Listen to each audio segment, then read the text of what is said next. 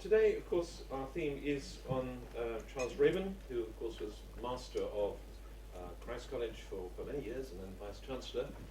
A name extremely well known in Cambridge in the first half of the 20th century, certainly in the 30s and 40s, 50s, and a name I think that's been largely, not lost exactly, but people don't hear this name anymore. This man was a huge influence on some of the key players in the science religion discourse in this country over the past decades. I'm thinking of particular people like Arthur Peacock from Oxford, John Polkinghorne here in Cambridge. All these people were greatly influenced by Charles Raven, and yet we just don't hear much about him until today. So I'm delighted especially that Ian Randall is with us to come and open our eyes about Charles Raven, his life and his work and so on. And Ian is particularly, well, he's got an article coming out about Charles Raven in a few months' time. I'm trying to persuade him to write a more accessible biography than the one that's available to us at the moment, which is just a little bit long, a little bit heavy. I think the scope now for a new biography. Anyway, but we're delighted Ian can come. He was previously at Spurgeon's College. He was tutor, he was college chaplain there, he was the deputy principal and director of research, and has done a number of other teaching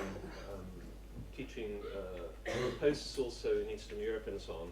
And has also written some rather wonderful historical books as well. So we're very pleased that Ian can come and talk to us about Charles Raven. So thank you, Ian, very much.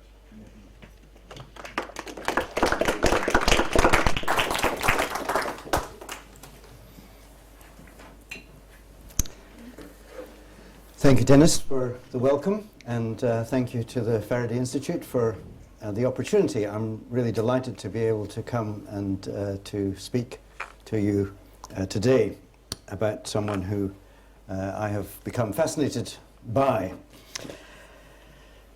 So you see Charles Raven, and this is Faraday, of course. And it's my opinion that Raven would have been a very enthusiastic supporter of the Faraday Institute. And by the end of what I have to say, I'll be interested whether you agree with that, or perhaps not. Raven was an outstanding theologian and preacher of the first half of the 20th century, reckoned to be the finest preacher in the Church of England of his era. He was born in 1885 in London to John Raven, a barrister, John's wife Alice. And in 1904, Charles Raven began as a student what was to be a long association with Cambridge, having gained an open classical scholarship. And this is the period when he was here. He became editor of the Granter, amongst other activities that he engaged in as an undergraduate. The Granter was the best known of Cambridge's literary reviews. And already at that point, in his writings and in his involvements, he was giving attention to what would be his lifelong interest in science. After working in Liverpool, Raven returned in 1910 to Cambridge and to academic life. And following the war, his career included 8 years in team ministry at Liverpool Cathedral. Then, as Dennis said, he became Regius Professor of Divinity in Cambridge and also Master of Christ College. He remained in his post as the professor until his retirement in 1950. Raven was a very prolific and wide-ranging writer. In the area of science and faith, his convictions are summed up well, I think, in a book published in 1936 called Evolution and the Christian Concept of God. And speaking of the processes of God working in the world, he wrote this. I think we're... No? Let's just leave that for a moment. He wrote this: "For myself, I believe that the scientific movement and its research into the evolutionary process are a contribution of quite priceless value to religion." And we need to bear that in mind as we go through his high evaluation of the scientific movement and its research into the evolutionary process. The Christian faith itself had little impact on Raven in his early life. During his first 18 months as a student at Cambridge, he later recalled, he was a pure pagan. But he then experienced, as he put it, the unveiling of eternal reality. he felt that he had found God in nature, and this is going to be a significant theme. In this period, he transferred his university studies from classics to divinity, especially church history and philosophy.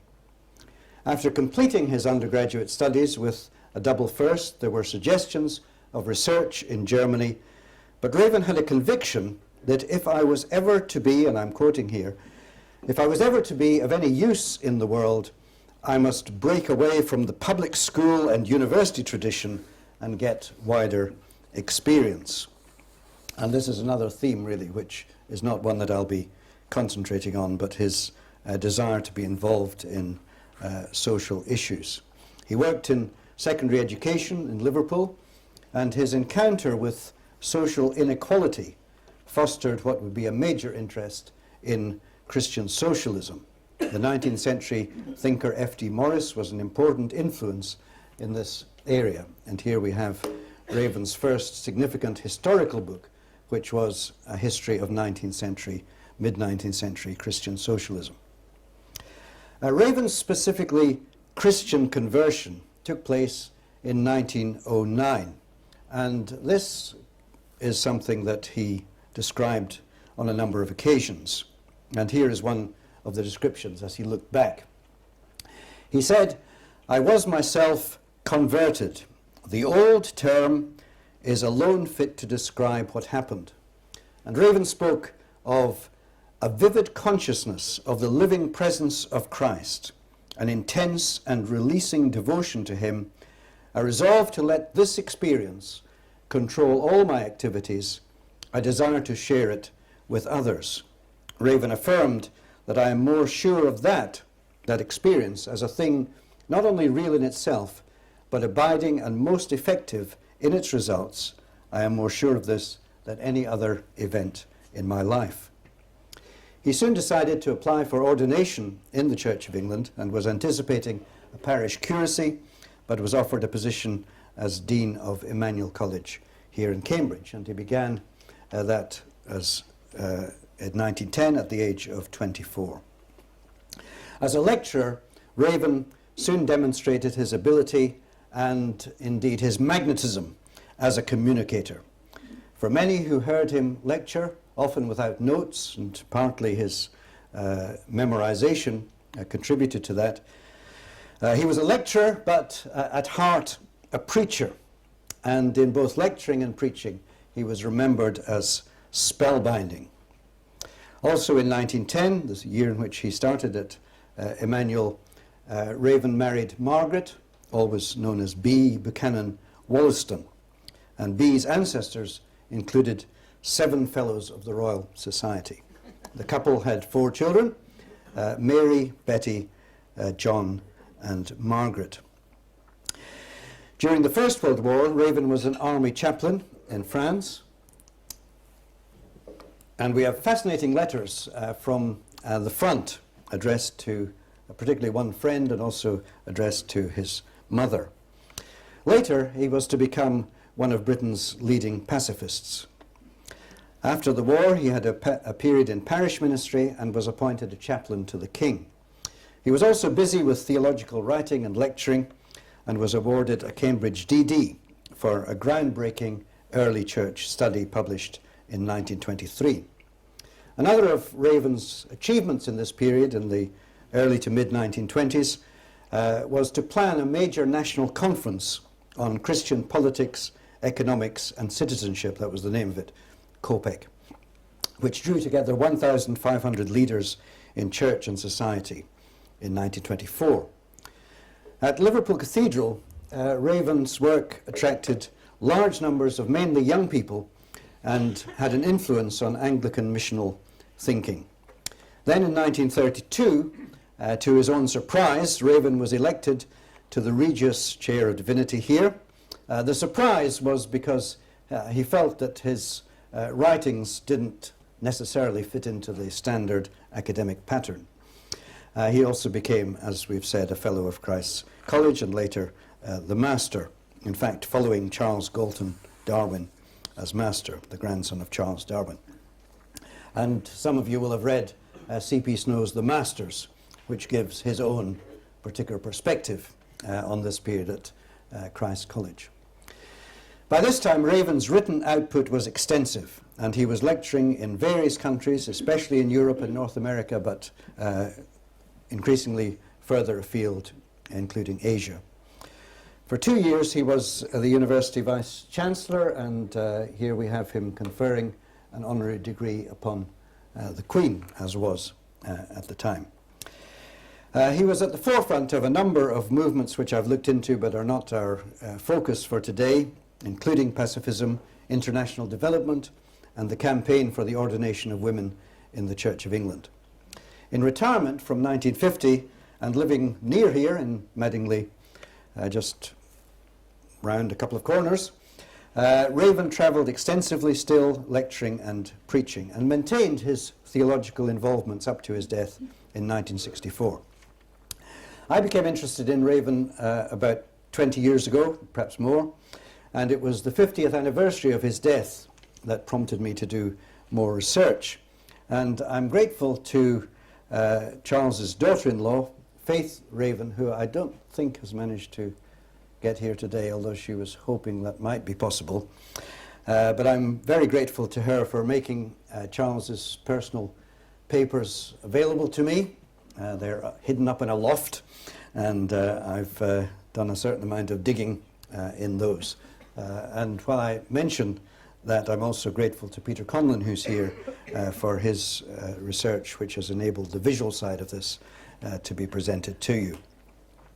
The last sermon preached by Raven and delivered in 1964 in Oxford found him still wrestling with science and faith, and Arthur Peacock, who heard the sermon, described how Raven expressed with characteristic eloquence his vision of Christian insight and aspiration, with a perspective on the cosmos that was deeply informed by the natural sciences and above all that of evolution.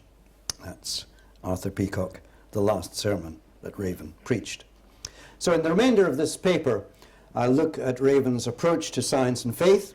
I'll try to explore the themes that were most important to him and try to make some evaluation of his contribution. And I want to cover 5 areas. First of all, Raven's exploration of nature. Secondly, his approach to the process of evolution. Thirdly, his commitment to public theology.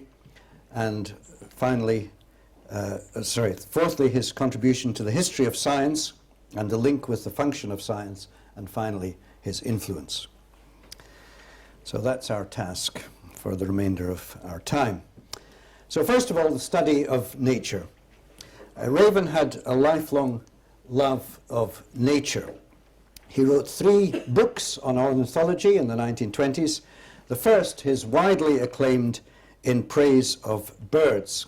And I'm not really able here to do justice to this book, which contains a highly engaging series of chapters describing Raven's exploration. He was essentially a pioneer photographer of birds.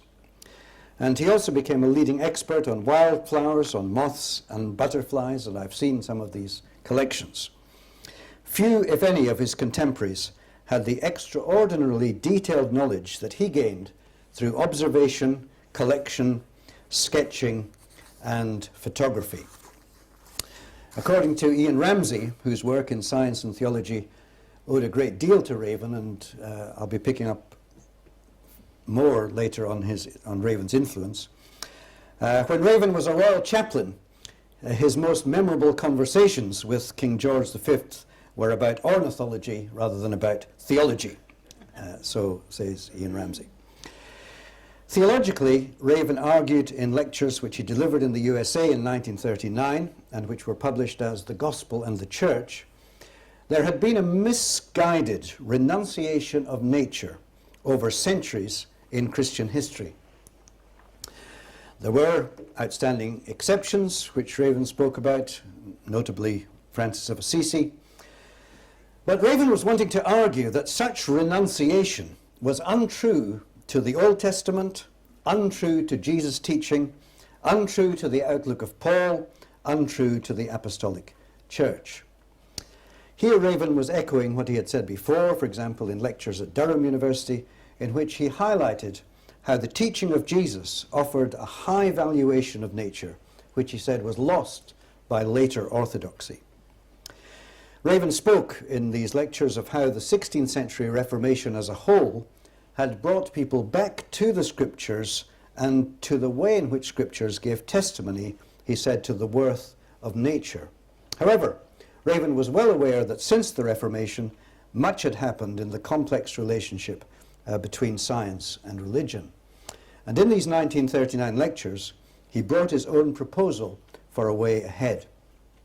He argued, if we are to learn the lessons that nature can teach, it must be by recovering the sense of its wholeness and its value, the wholeness and value of nature. And he also spoke in this lecture about the humility and the wonder which science, he said, in its conflict with religion, too largely lost. So we can already see some lines of argument that are emerging here. The way in which an understanding of the wholeness and value of nature brings us to humility and wonder. And Raven continued in this lecture, such scientists as are more than specialists and technicians are ready to welcome a wider and more synthetic attempt to interpret the nature and significance of the universe. Charles's son John, who became a fellow of King's College in Cambridge, suggested to his father, to Charles, in 1942, that they could co-produce a collection of essays and illustrations of plants, and a wonderful collection containing essays and splendid paintings of wildflowers by Charles and John was put together. They painted over 2,000 species of wild flowers, and this is the book, Wildflowers, a sketchbook. So it was published actually 70 years after the first idea was mooted. And I'm just going to pass a copy of this around so you can have a little look. We can pass it around a bit. As an investigator of nature, Raven was always excited as he saw God in the unfolding beauty of creation. In 1952, delivering the prestigious Gifford Lectures in Edinburgh, Raven argued that creation was a process, not an act, continuous, not complete. Raven also became president of the Botanical Society of the British Isles, and for him, such involvements in wider activities were integral to his vision of his task as a Christian theologian. When anyone was looking closely at nature, Raven believed that person was observing God at work. He saw the natural world as a world alive, transparent, sacramental even, the work of God and the object of his love. So this is our first of the 5 things I want to say, the way in which he approached nature. So the second point is the process of evolution. Within his overall delight in nature, Raven had a particular interest in the evolutionary process. And his book, The Creator's Spirit, published in 1927, was his first major study addressing issues that had confronted him through his voracious reading of developments in biology and also in psychology. And in pursuing his theme of integration, especially in relation to evolution and God's activity, Raven proposed, and here's a quotation, that woven into the very woof and warp of the universe is the pattern of the cross from the Creator's Spirit. Now, Christopher Southgate's book, The Groaning of Creation, God, Evolution and the Problem of Evil, 2008, mentions this concept that Raven proposed. And in a footnote, Southgate says that Raven was the first to propose this concept of the sense of the pattern of the cross in the warp and woof of creation. Peter Bowler, in his book, Reconciling Science and Religion, sees creator spirit as Raven's most original contribution to the new natural theology. Raven paid tribute to the work of scientists and philosophers such as Lloyd Morgan, Professor of Psychology and Ethics in the University of Bristol, and Joseph Needham, who we know of here in Cambridge, a biochemist. And Creator Spirit, written by Raven, includes also an appendix on biochemistry and mental phenomena written by Needham.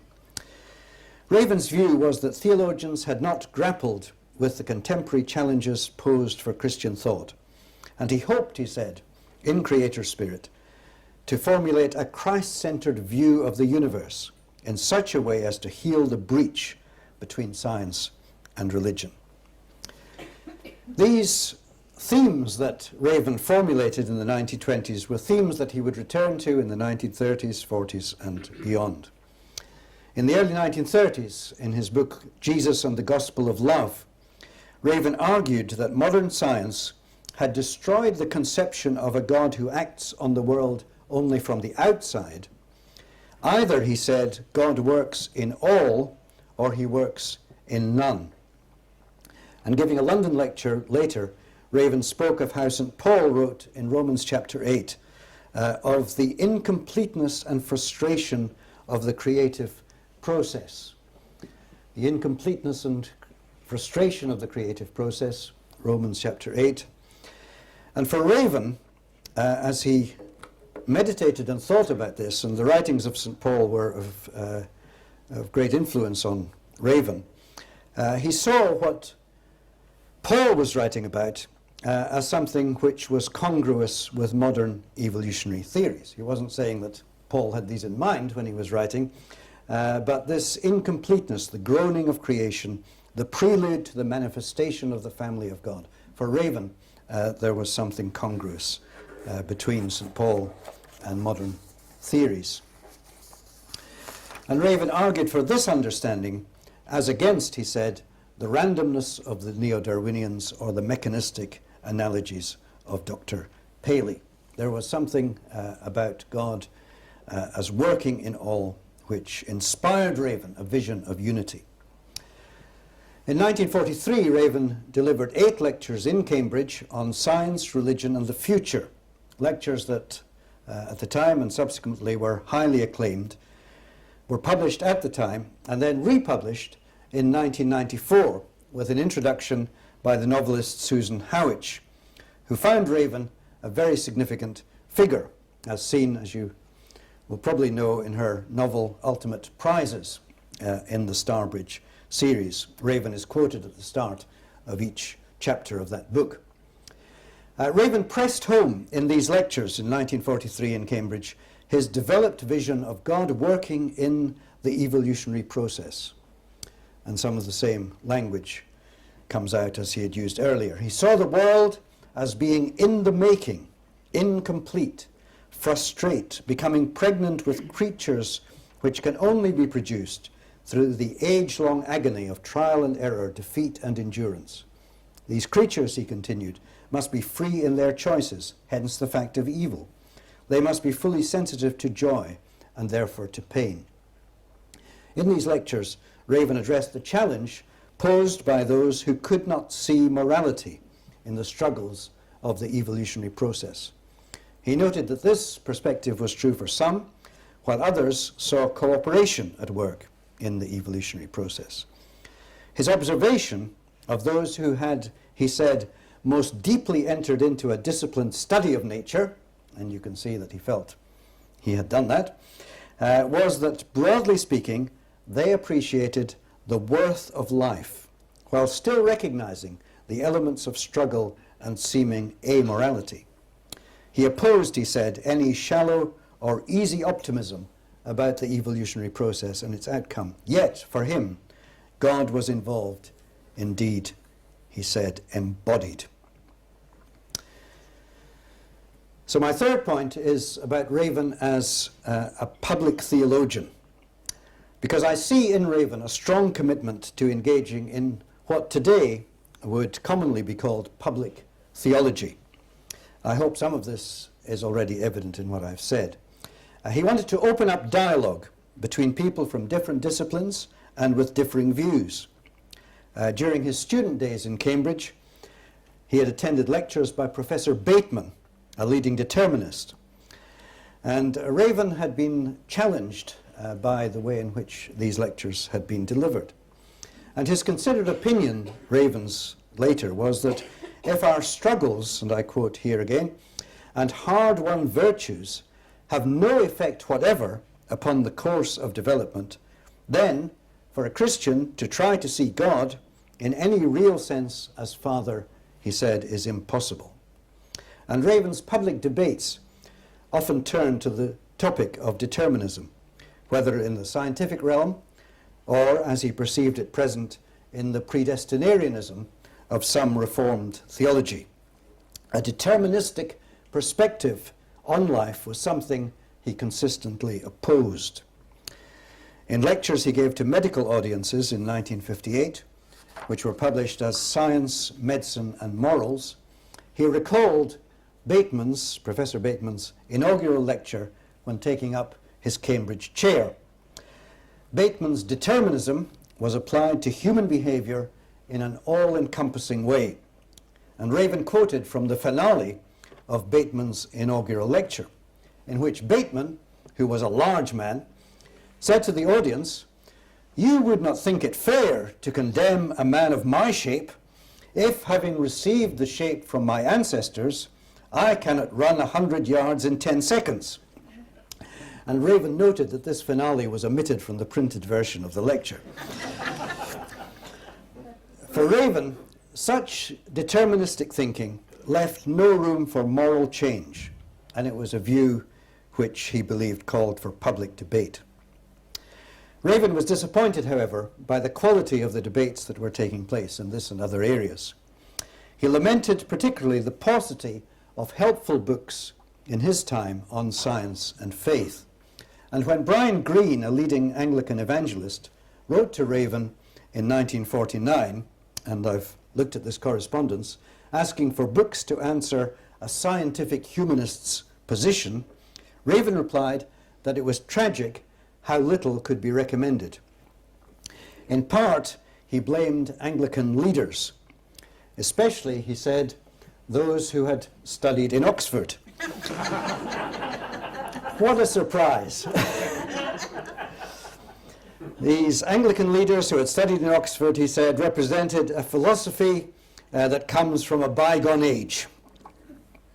In the same year, Raven reviewed in the journal Nature R.E.D. Clark, or Robert Clark's book Darwin Before and After, published a year before, which, Raven noted, assigned to Darwin psychological and religious conflicts and treated Darwin's ill health and his theory of evolution as the outcome of the sense of guilt.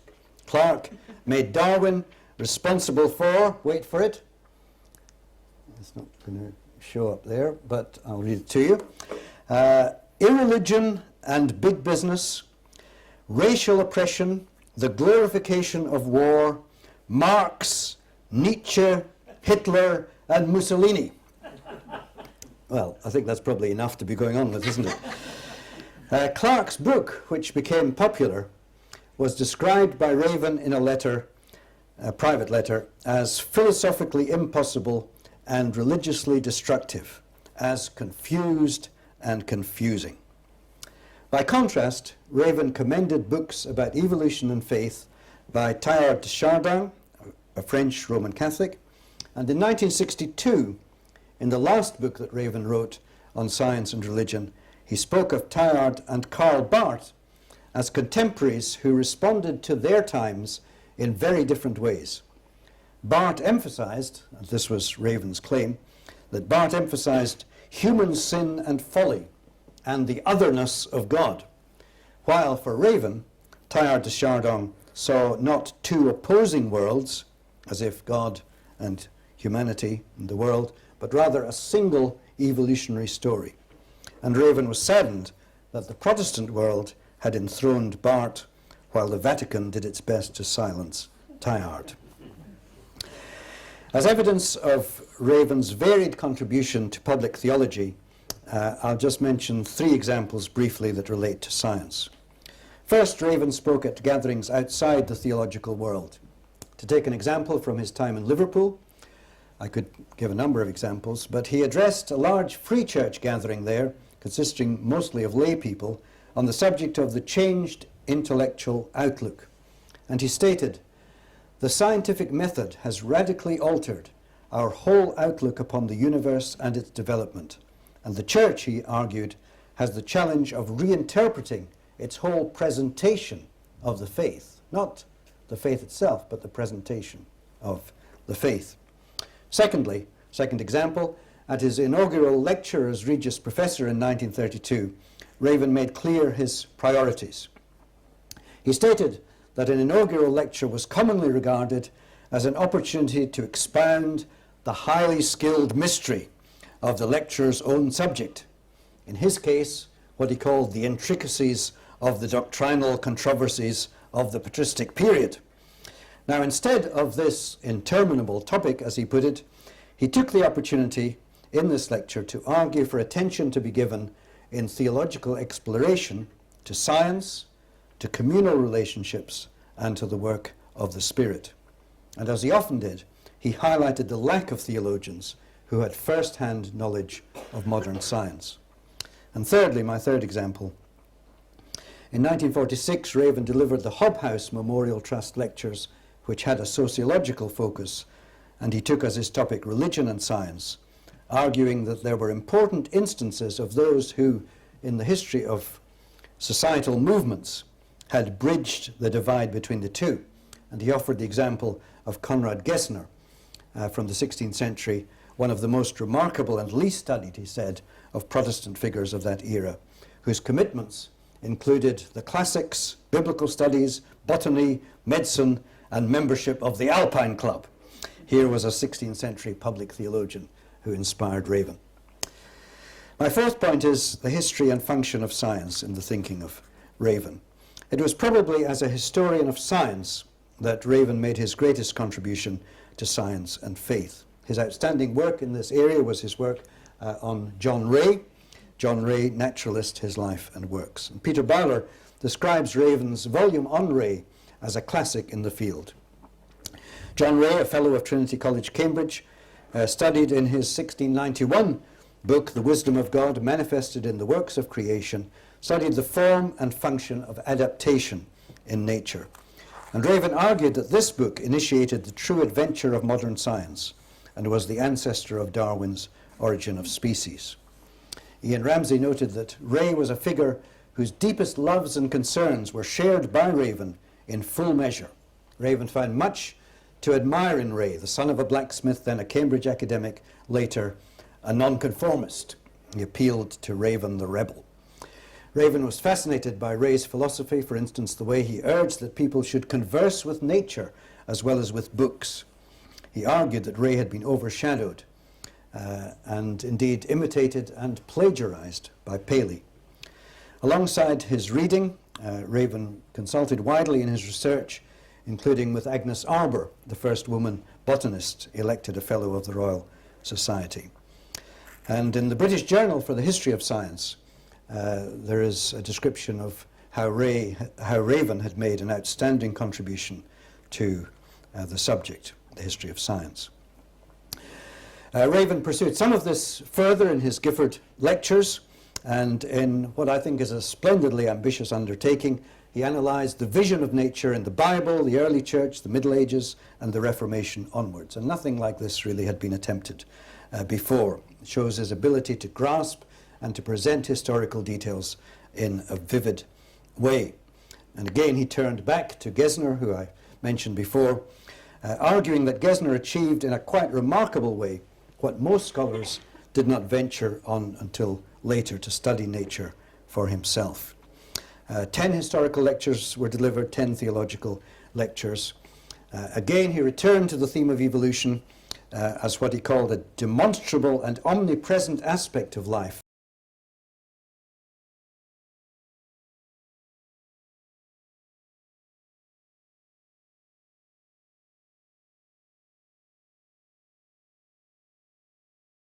and argued that God's activity in this process was not as a sculptor or watchmaker, not interfering in nature from outside, nor to be fitted into the gaps, but rather God as a divine agent whose significance nature discloses, with Christ as the ultimate revelation of God in creation. Raven's work also on history included historical analysis of the relationship between the church and science in more recent times. And he challenged scientists in writing this history to apply to history the rigor that they applied in their labs. He spoke of one book by a scientist on the history of science as having footnotes that were marked by monumental inaccuracy. So for Raven, again, there was something to integrate in these different skills that were applied in different disciplines. He spoke also of the danger of societies that lacked a moral and spiritual dimension, employing science to destructive ends. And it's been noted that there was an awareness in the 1940s particularly of this, but Raven had made this point before, of course, with the development of the atomic bomb and nuclear bomb. Some of his warnings could be seen as prophetic. My fifth and final point, there are individuals who acknowledge their indebtedness to Raven, and I've read much which speaks about his influence, the warmth of his relationships with people, with students and others, the way in which he listened to people, and the way in which he left something that was a deposit in the lives of others. I've already mentioned Ian Ramsay, Arthur Peacock, Susan Howich, and I mentioned some others now. Sam Berry, who was Professor of Genetics at University College London, in something that he wrote about John Ray, spoke of Raven, Ray's biographer, and expressed his own gratitude, that is Sam Berry's own gratitude to Raven, for teaching him, he said, to challenge authority and think for himself. Also, he said, Raven made me realize that biology comes from hedgerows and seashores, although we also need textbooks and learned papers. Paul Duffett, who is here in our audience today, and I'm indebted to Paul for these memories. Paul was deeply influenced when he heard Raven speak to school sixth formers, as Raven often did. This is not my topic for today, but Raven was involved in many aspects of reaching out far beyond the churches, and again I would link that to some of the work of the Faraday Institute today. So Paul speaks about how Raven was speaking at a residential conference at Canford School in Dorset, and I quote here from Paul. In the afternoon, Raven showed us his magnificent collection of flora and insects. I recall the spiders, and spoke about God in evolution. In the morning and evening, he preached to us in the most eloquent English I have ever heard from any preacher. The impact was profound. And Paul notes that it was only later that some of Raven's visions, for example, for a deeper awareness of the Holy Spirit and for the ordination of women in the Church of England, were realized. More widely, to what extent did Raven influence currents of thought? Susan Howich, while seeing Raven as prophetic, also describes him as holding to an optimistic evolutionary theology rooted in 19th century liberalism. Adrian Hastings, the historian of 20th century Christianity in England, suggests that in the late 1930s, with the pace being set in theology by theologies which took account of the dark experiences of Europe, Charles Raven, he says, for all his brilliance and pursuit of relevance, found himself regarded as irrelevant. Now, these judgments seem to me to be a misreading of Raven. He had in fact been part of the dark experiences in the trenches in the First World War, confronting terrible horrors at first hand. He said that in the First World War he had been down to hell, and yet he had found God there. And he believed God was involved in all the struggles with evil. God had taken humanity into partnership in the incarnation. And the idea of the cross pattern woven into the whole fabric of our world, as he put it, has been taken up by others. Mark Richardson in 2010 explored in an article how Raven pictured the jagged lines of ascent as God worked in the evolutionary story, and notes, and also John Polkinghorne kindly pointed this out to me as well, that Raven anticipated work by Holmes Rolston. Now, some of these links, later links, are not my purpose here, but they're well worth exploring. Some people have seen in Raven, in terms of his theology, something verging on pantheism, but again, I think this is a misunderstanding.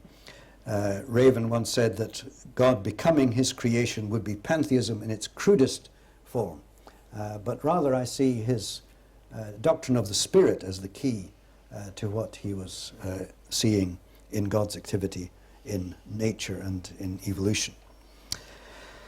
I'll finish with one further example before I say a couple of words of conclusion of the wider influence of Raven, and I think this makes the point well. Raven became a sought-after broadcaster, and this stopped abruptly during the Second World War. In 1940, the BBC's Director of Religious Broadcasting wrote to Raven to say, "There does remain the implicit injunction that our religious broadcasting should be in accordance with the national effort." Raven was banned as a wartime broadcaster. The BBC could not give airtime to a pacifist. But in the 1950s, Raven was asked to broadcast again.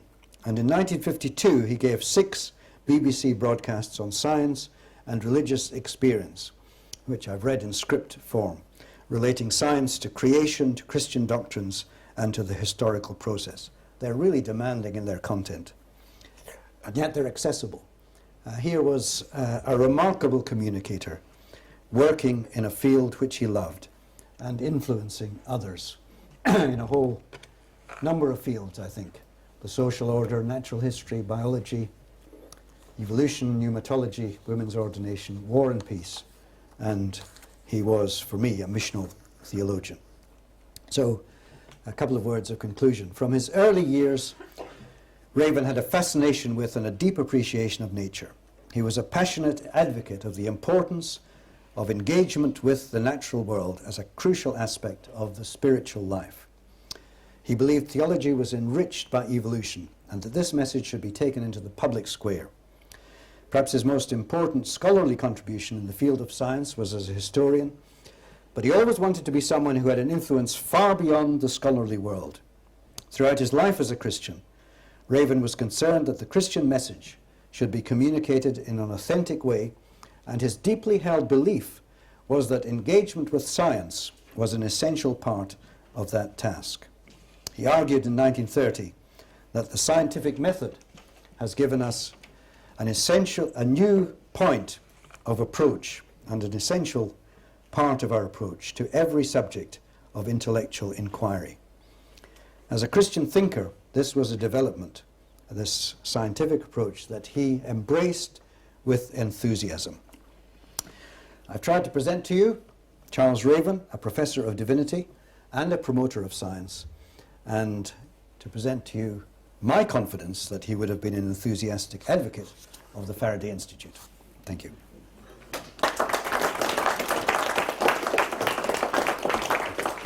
Over to you, we have some good time now for questions and discussion. Yes. Yes. Thanks for the wonderful talk. I have a question about natural suffering and the notion of agency. So would you think that Charles Raven would view the agency behind, say, a wasp larva eating out a caterpillar from the inside, if I may phrase it crudely, would the agent in that case be the wasp larva or God? Well, I mean, the whole way in which Raven, I better stay behind here, Raven saw a vision of unity would mean that he would want to come back to that question and say it's not an either or, because most of his life was spent trying to combat the either or. You know, it is either this explanation or that explanation. And he said if we could find something deeper and more integrative, we would realize that both agencies are at work. So in as much as I can speak for him, I think that would have been the answer, that God is at work in all, but that doesn't take away in any way from the agent that is also at work.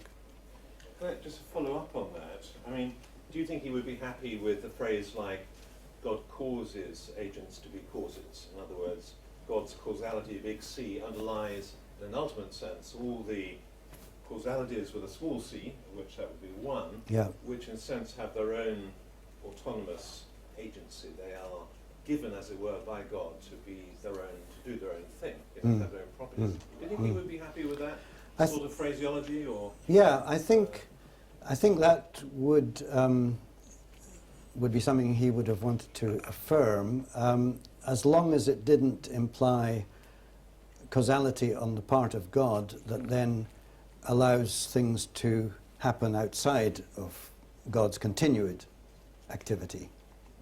So there is God's causality giving causality to agents, but God's work continues not in a deterministic way, but in a presence way. Does that? Yep. Yes.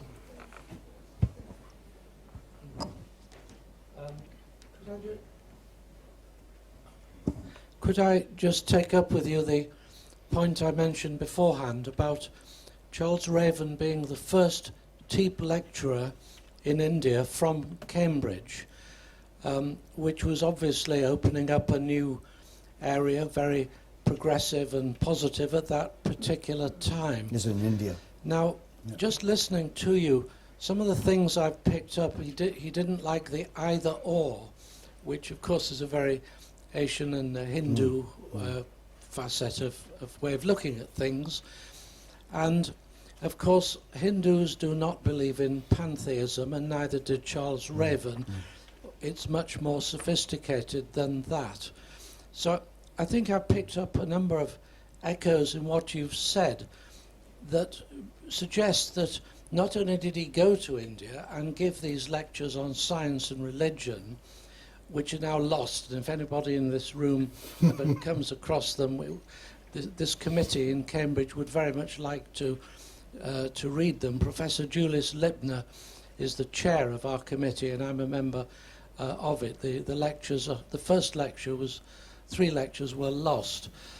I wonder if we could explore this facet, or you could explore this facet of his thinking further.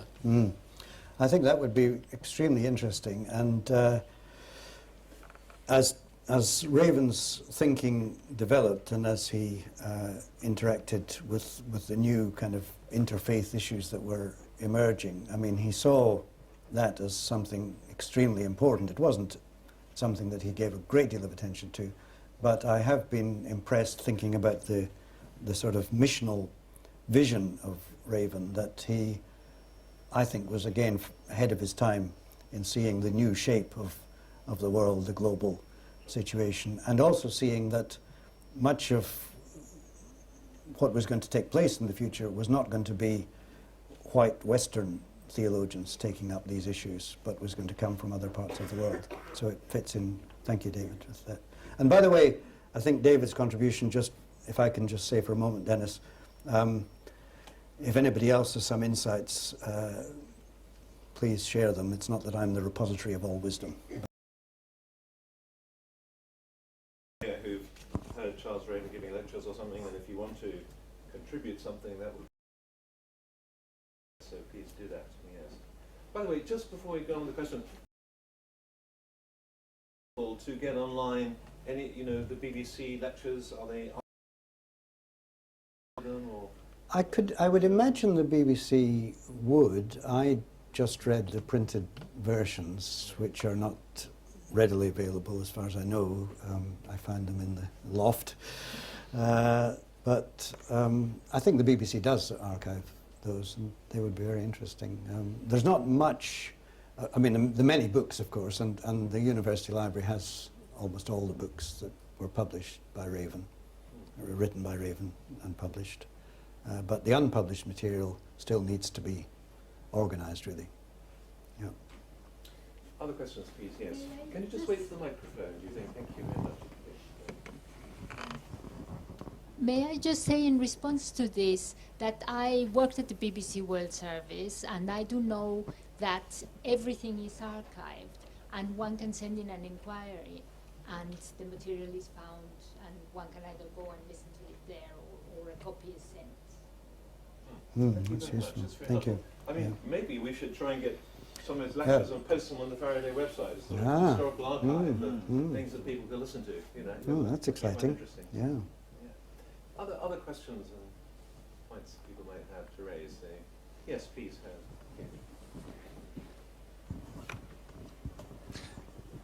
He sounds like a very interesting person, and your talk has brought him alive. I wish I'd met this man. Same here. Sounds fascinating. How would you describe his churchmanship, or would he feel uncomfortable at such characterization? Yeah.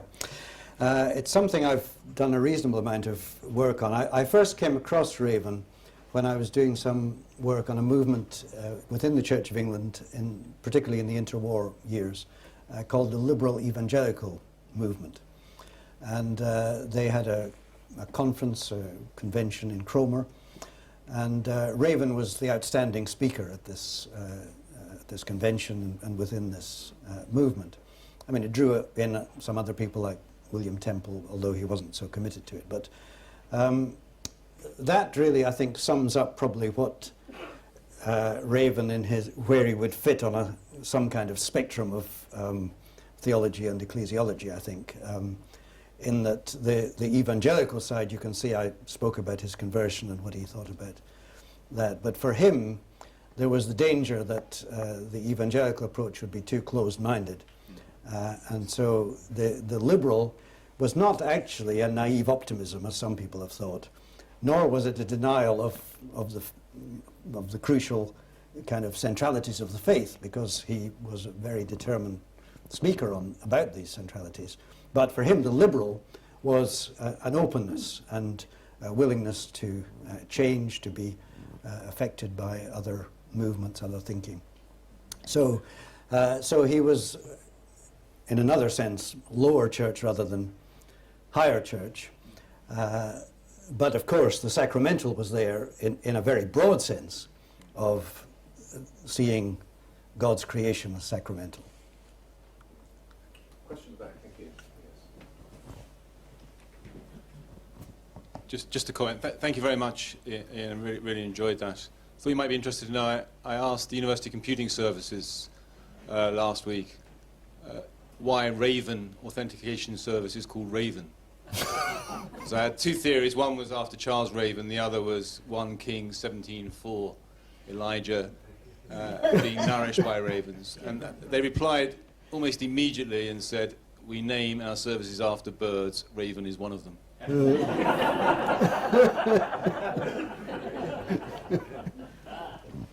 often wondered that, actually, so thank you very much. Thank you, Simon. Yes. Good. Question over here, thank you. Hi, just a quick question. What was Raven's views on other religions? Well, he felt that and this was something that developed more, I think, as he travelled and met people from different contexts. He felt that he was discovering insights that came through other religions, and he certainly didn't take a narrow view of God's revelation. I mean, he took a very wide view. I hope we've seen that already. However, he was at the same time a passionate advocate of the centrality of Christ. So it wasn't that he ever adopted a view that would regard all religions as being on an equal footing in terms of truth. That would sum up, I think, his view. Yes, over here. Thanks. Sorry. Dennis mentioned at the beginning that there's sort of fading, has been anyway, of the name and the influence of Raven, what do you feel his legacy today would be? Well, I think one is that this subject has not gone away, has it, of science and faith and their interaction. So I think the legacy of someone who passionately believed that the Christian church should engage with science continues to be extremely important, and that there was no dichotomy, no actual conflict, although there had been conflicts. Ultimately, if the right approach was taken, there was no conflict. So I think that's important. And I think this, what I just touched on, this sense of the evangelical experience. So for him, that experience of Christ, the experience of the cross, the call to be missional. Actually, I see him as a missional theologian. And yet to be so open and so willing to explore, I think that has huge implications if we were to think about how to work that out today. So I would say that's an important legacy.